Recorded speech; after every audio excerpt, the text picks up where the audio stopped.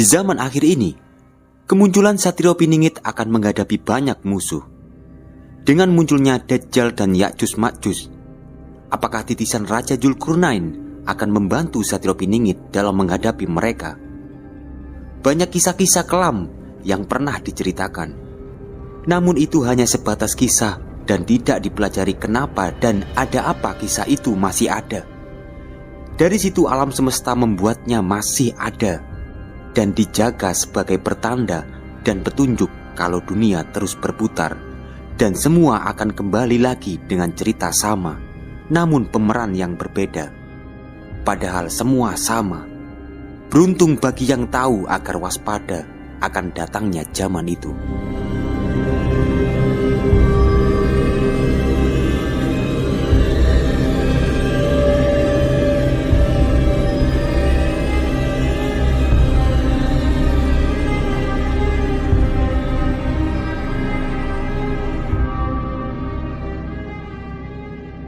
Ya'juj Ma'juj adalah dua bangsa atau kaum yang terkenal dalam narasi ekskatologi Islam, Kristen, dan Yahudi.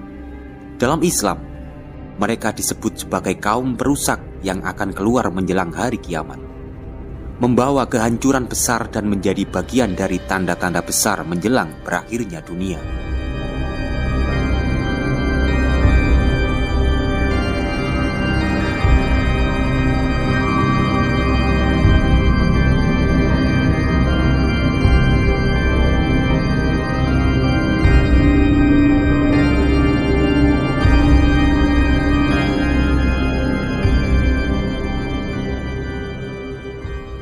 Mereka digambarkan sebagai kaum yang sangat merusak, liar, dan tidak bisa dikendalikan. Mereka hidup di balik sebuah tembok besi yang dibangun oleh seorang raja saleh yang disebut sebagai Dzulqarnain. Tembok itu dibangun untuk mencegah kerusakan dan invasi mereka terhadap umat manusia. Mereka adalah makhluk yang sangat banyak jumlahnya, digambarkan seperti lautan manusia yang tak terhitung.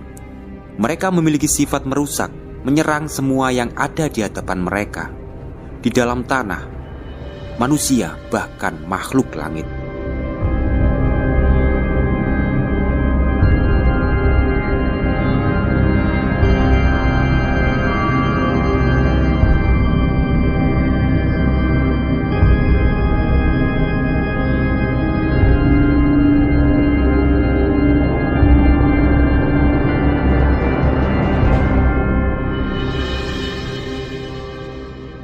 Dalam beberapa hadis disebutkan, mereka akan meminum seluruh air sungai-sungai besar dan menghancurkan segala bentuk kehidupan.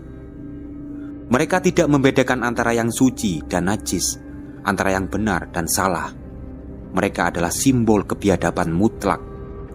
Dzulqarnain dengan izin Allah membangun dinding dari besi dan tembaga cair di antara dua gunung besar. Tembok ini menjadi penghalang antara Ya'juj Ma'juj dan manusia. Dalam Al-Quran disebutkan bahwa mereka tidak bisa mendakinya dan tidak bisa melubanginya. Namun, menurut nubuat suatu hari nanti, ketika waktunya telah tiba, Allah akan melemahkan tembok itu dan membiarkan Ya'juj Ma'juj keluar kembali. Ini menjadi simbol lepasnya kekuatan destruktif yang selama ini dibendung, muncul di dunia sebagai bentuk ujian terbesar bagi umat manusia.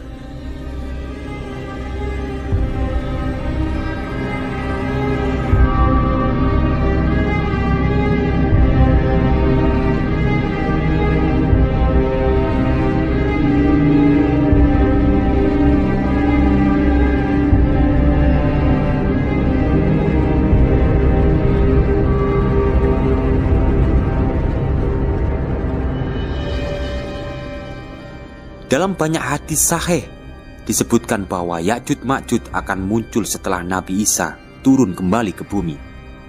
Mereka akan turun dari dataran tinggi dan menyebar seperti belalang, merusak bumi dengan cepat.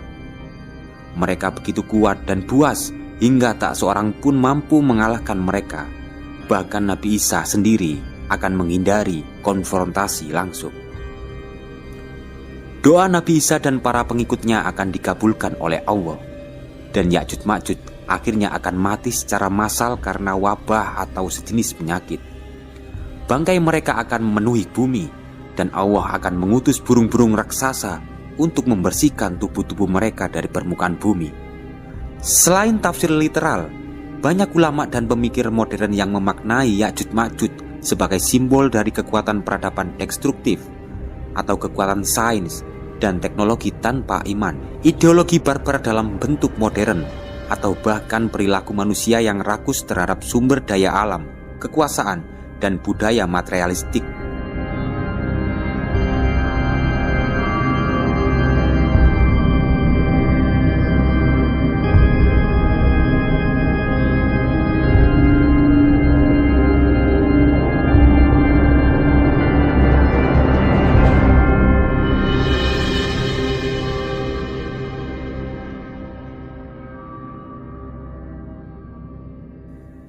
Ya'juj Ma'juj mencerminkan apa yang terjadi ketika manusia kehilangan arah moral, ketika kekuatan berkembang tanpa bimbingan ruhani.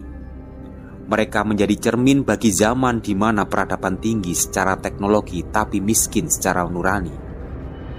Dalam banyak tafsir klasik maupun pemikiran kontemporer, kisah Ya'juj Ma'juj tidak hanya dipahami sebagai makhluk atau bangsa dalam bentuk fisik yang muncul menjelang kiamat, namun dalam makna yang lebih mendalam dan simbolik.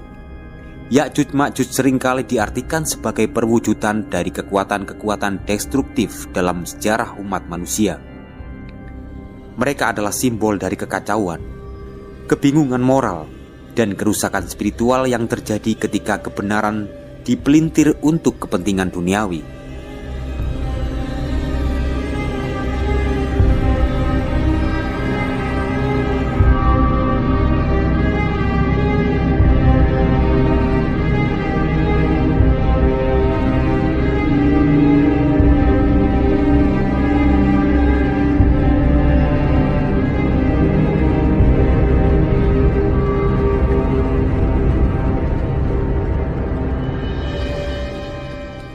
Dalam zaman modern, keberadaan Ya'juj Ma'juj bisa ditafsirkan sebagai kemunculan berbagai golongan dan kelompok yang menyamar dengan wajah kebenaran, membungkus diri dengan jubah agama, moralitas, dan kebajikan. Namun di balik itu semua, mereka membawa racun yang merusak sendi-sendi ruhani manusia. Mereka memperalat agama sebagai alat kekuasaan, menggunakan kitab suci untuk menghakimi, dan menjadikan spiritualitas sebagai barang dagangan. Golongan-golongan ini muncul dengan banyak nama. Ada yang berkedok penyelamat umat, reformis agama, bahkan pelindung tradisi ilahi. Mereka mendirikan organisasi, membentuk komunitas, memproduksi narasi-narasi yang seolah agung namun penuh jebakan. Mereka bukan datang dengan wajah murka, melainkan dengan senyum, retorika yang lembut, dan ajakan yang tampak suci. Namun, di balik semua itu, mereka menghancurkan akar-akar nilai spiritual sejati, keikhlasan, cinta kasih, kearifan, dan pencarian kebenaran yang murni.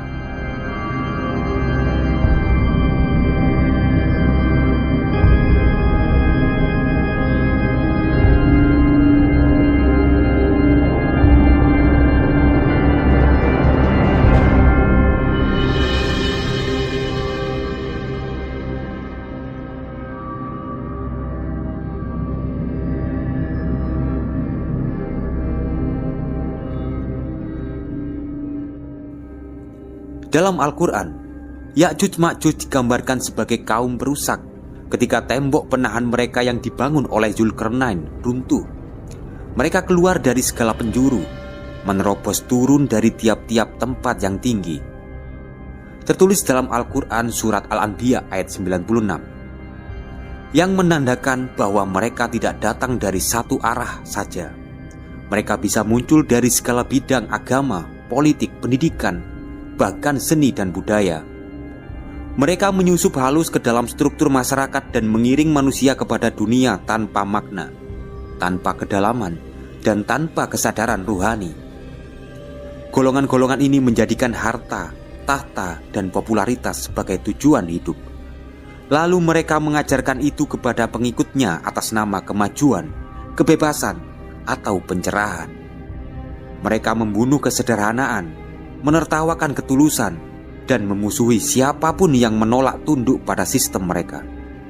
Mereka mengandalkan ajaran, menyederhanakan spiritualitas menjadi ritual kosong, dan membuat umat melupakan inti dari keberagamaan, hubungan suci antara manusia dengan Tuhan.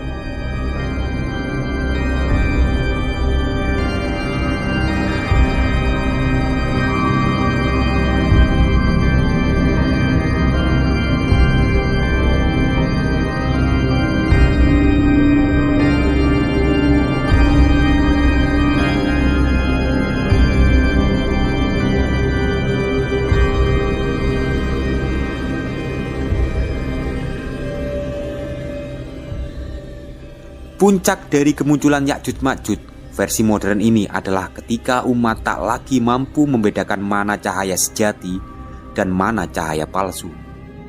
Ketika suara batin tertutup oleh gemuruh propaganda, ketika kebajikan sejati dikalahkan oleh moralitas buatan yang dipaksakan, inilah bentuk nyata dari fitnah Ya'juj Ma'juj. Kerusakan yang tidak hanya merusak fisik dunia, tapi lebih dalam, merusak kesadaran spiritual umat manusia. Setelah kita mengetahui asal-usul cerita Ya'juj Ma'juj, lantas siapakah Zulkarnain itu?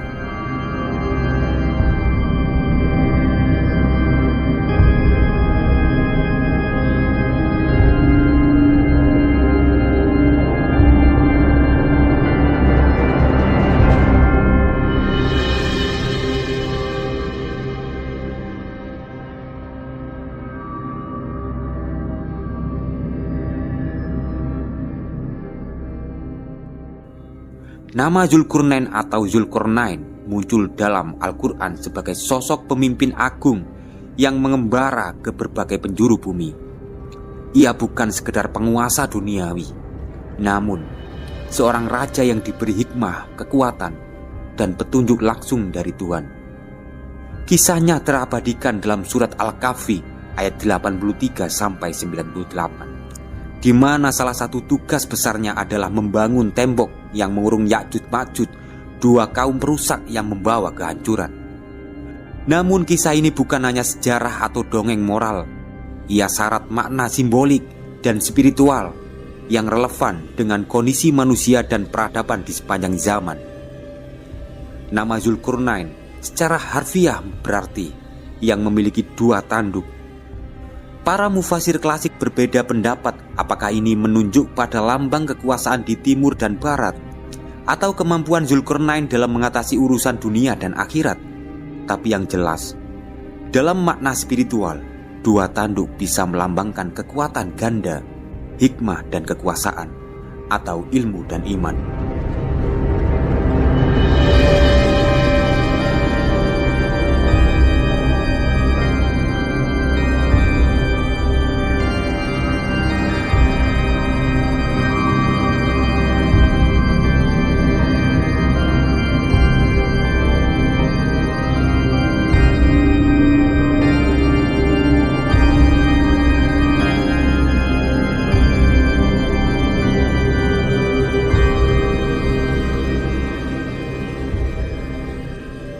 Zulkarnain adalah lambang dari pemimpin sejati yang bukan hanya memerintah dengan kekuatan militer atau hukum, melainkan juga dengan cahaya kebenaran.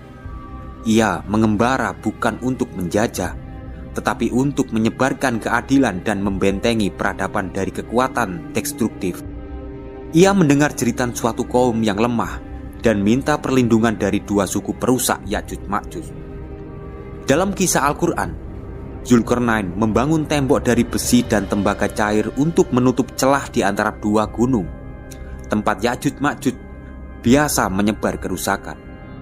Ini bukan sekedar rekayasa teknik, melainkan simbol dari pagar peradaban, yaitu struktur nilai dan hukum Tuhan yang menjaga masyarakat dari kekacauan moral dan spiritual.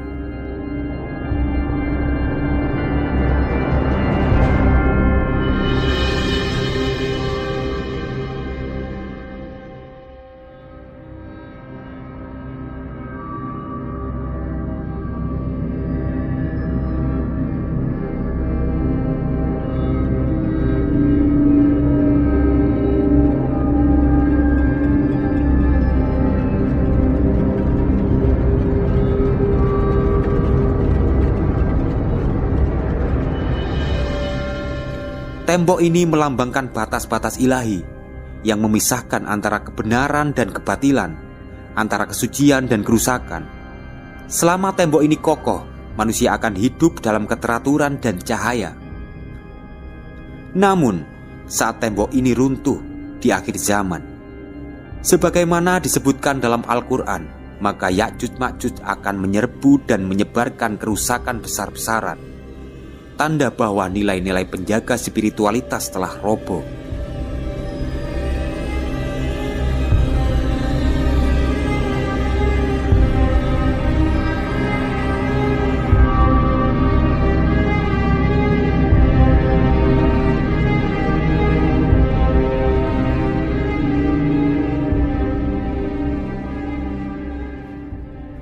Zulkarnain adalah sosok yang mengerti kapan kekuatan dibutuhkan dan kapan hikmah harus diutamakan. Ia tidak langsung menghancurkan Ya'juj Ma'juj, melainkan mengurung mereka. Ini menunjukkan bahwa kekuatan kerusakan tidak bisa sepenuhnya dihapuskan, namun harus dikendalikan, dijaga, dan dijauhkan dari umat manusia agar tidak mencemari peradaban.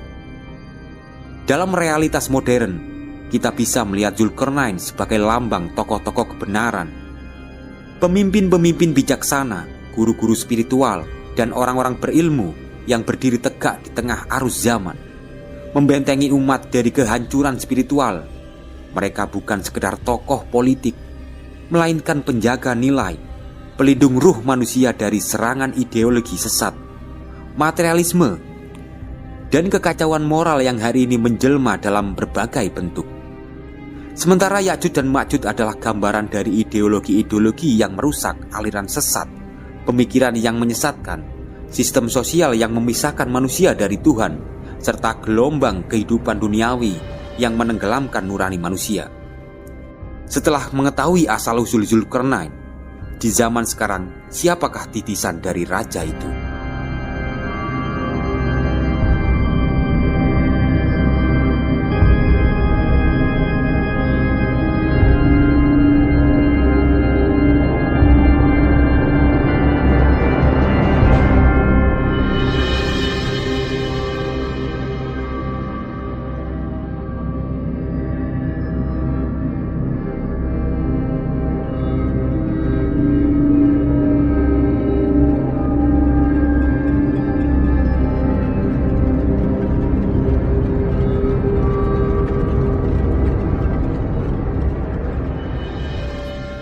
Perbedaan Ya'juj Ma'juj dan Dajjal, dua wujud kehancuran menjelang akhir zaman. Dalam tradisi Islam, dua sosok besar yang dikaitkan dengan kerusakan besar di akhir zaman adalah Dajjal dan Ya'juj Ma'juj. Keduanya sering dipahami sebagai bagian dari tanda-tanda besar sebelum hari kiamat. Meski keduanya merupakan simbol kekacauan, penyesatan, dan kehancuran besar-besaran, namun mereka memiliki perbedaan mendasar dalam bentuk, metode, dan dampaknya terhadap umat manusia.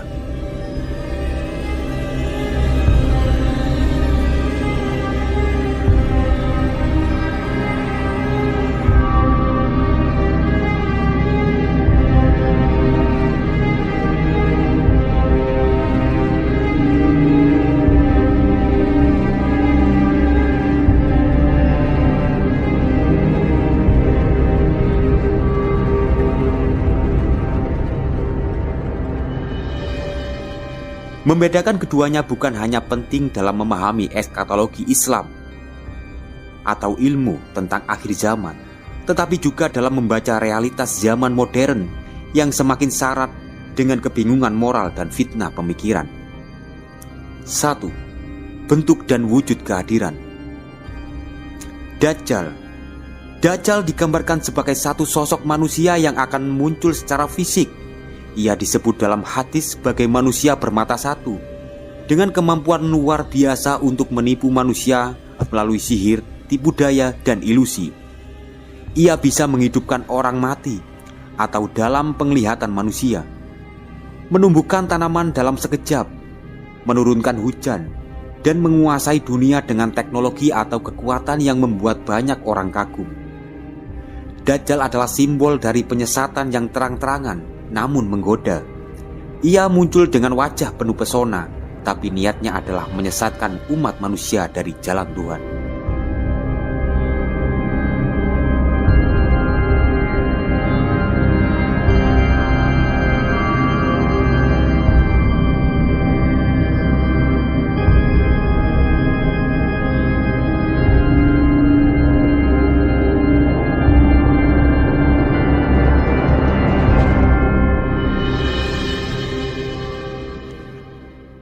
Sedangkan Ya'juj Ma'juj bukan satu individu, melainkan dua kelompok atau bangsa besar yang digambarkan dalam Al-Quran sebagai kaum perusak yang keluar dari balik dinding yang dibangun oleh Zulkarnain. Dalam surat Al-Kahfi ayat 94-98. Dalam tradisi Islam, mereka akan muncul dalam jumlah yang sangat besar dan akan menghancurkan segala yang mereka lewati, merusak bumi, membunuh manusia, dan menyedot seluruh sumber daya.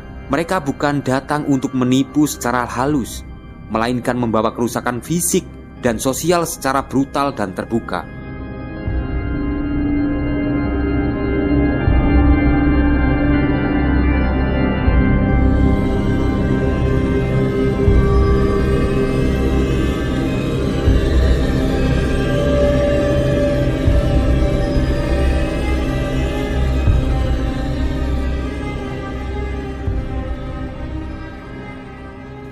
Yang kedua, metode dan strategi kerusakan. Dajjal, fitnah ilmu dan ilusi kebenaran. Dajjal menyebarkan kerusakan dengan mengaburkan batas antara kebenaran dan kebatilan. Ia menyusup ke dalam cara berpikir manusia. Ia menyesatkan bukan melalui kekerasan, tetapi melalui pengaruh sistem, teknologi, dan kekuasaan semu. Dajjal menjanjikan kemakmuran duniawi, emas, kesenangan, dan kekuasaan sambil menghancurkan inti spiritual manusia. Ia mengajak manusia menyembahnya bukan secara langsung, tapi dengan cara menggantikan nilai-nilai Tuhan dengan nilai-nilai dunia. Sedangkan Ya'juj Ma'juj, kerusakan total dan kekacauan sosial. Ya'juj Ma'juj adalah simbol dari kerusakan massal yang tak terkendali. Mereka menghancurkan peradaban, memicu perang, menguras sumber daya bumi, dan menciptakan kekacauan global. Mereka tidak datang dengan tipu daya, tapi dengan gelombang kekuatan destruktif yang menghapus peradaban secara brutal. Mereka adalah representasi dari kerusakan akibat manusia-manusia yang kehilangan moral, tanpa nilai, dan hanya mengikuti naluri kekuasaan dan kerakusan.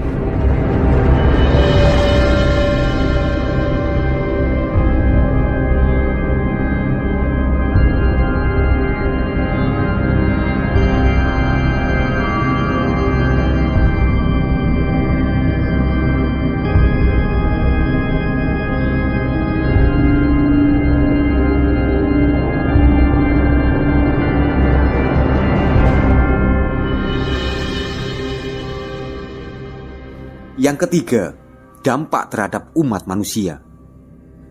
Dampak dari Dajjal yaitu membingungkan akal dan menyesatkan hati. Fitnah Dajjal adalah fitnah keyakinan. Ia membuat manusia meragukan agama, menciptakan ilusi bahwa kehidupan dunia adalah segalanya, dan membuat orang-orang tunduk pada sistem palsu. Dajjal menyentuh inti jiwa, menyusup ke dalam pola pikir dan merusak spiritualitas dari dalam. Sedangkan Ya'juj Ma'juj menghancurkan dunia lahiriah. Fitnah Ya'juj Ma'juj adalah fitnah kehidupan sosial dan alam. Mereka membawa kehancuran fisik, menghancurkan kota, merusak lingkungan, menyebarkan kekacauan, dan memicu konflik global. Mereka menguras dunia dari segala nilai dan sumber daya.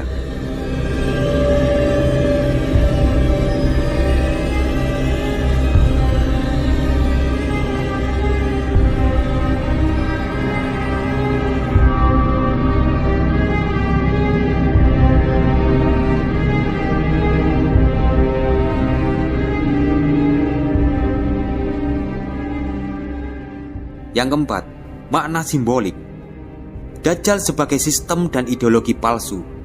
Dalam tafsir simbolik, banyak ulama kontemporer menafsirkan Dajjal sebagai sistem global yang mengendalikan manusia melalui ekonomi, media, teknologi, dan politik yang tampak maju tapi menyesatkan. Dajjal adalah wajah dari dunia modern yang kehilangan ruh. Dajjal bisa hadir dalam bentuk ideologi sesat, materialisme, sekularisme radikal, konsumerisme ekstrim, dan sistem yang menggantikan nilai ilahi dengan kepentingan kapital.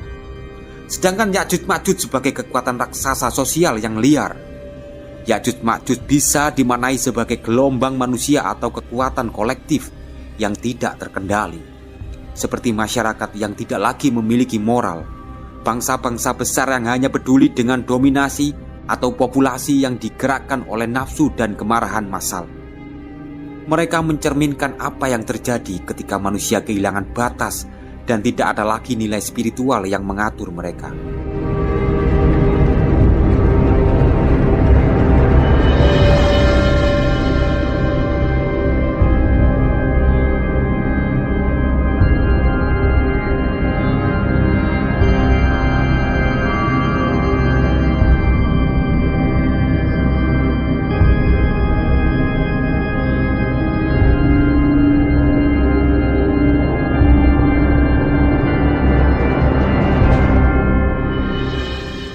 Dan yang kelima, akhir kisah. Dajjal akan dikalahkan oleh Nabi Isa yang turun ke bumi dan memimpin umat kembali kepada kebenaran. Ini menggambarkan bahwa kebangkitan ruhani dan turunnya wahyu sejati akan mengakhiri sistem penyesatan itu. Sedangkan Ya'juj Ma'juj akan dimusnahkan langsung oleh Allah melalui azab langit. Setelah mereka mencapai puncak kerusakan, ini menunjukkan bahwa kerusakan besar yang tak terkendali hanya bisa dihentikan oleh kuasa ilahi, bukan oleh manusia biasa. Kesimpulan dari semua ini, dua arah kerusakan, satu tujuan pemurnian. Dajjal adalah fitnah intelektual dan spiritual, sedangkan Ya'juj Ma'juj adalah fitnah sosial dan fisik.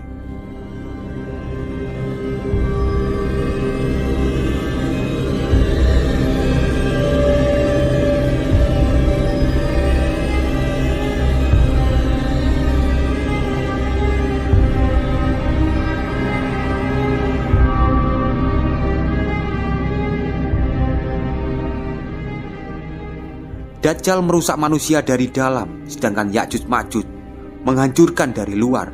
Keduanya adalah tanda bahwa dunia telah sampai pada titik kritis, ketika cahaya hampir padam, dan hanya kebenaran sejati yang bisa menyelamatkan mereka yang teguh. Dalam kehidupan sehari-hari, mengenali fitnah Dajjal dan fitnah Ya'juj Ma'juj berarti melek terhadap tipu daya sistem dan arus perusak, dan berjuang menjaga iman dan nilai spiritualitas, bahkan ketika dunia seakan berada di ujung kehancuran. Semoga argumen yang kita berikan menjadi bahan kita semua untuk renungan introspeksi diri, dan bukan ajang tentang kepintaran, namun untuk kelangsungan hidup yang lebih baik. Jadilah seperti padi, semakin berisi, semakin merunduk.